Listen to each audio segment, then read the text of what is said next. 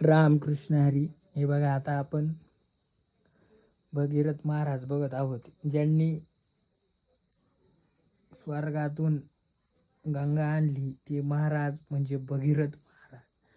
भगीरथ ज्या ज्या रस्त्याने गेले महाराज, भगीरथ महाराज त्या त्या ठिकाणावरून आपली जी गंगा आहे ती वाहत गेली, असं आपल्या शास्त्रात पुराणात आहे.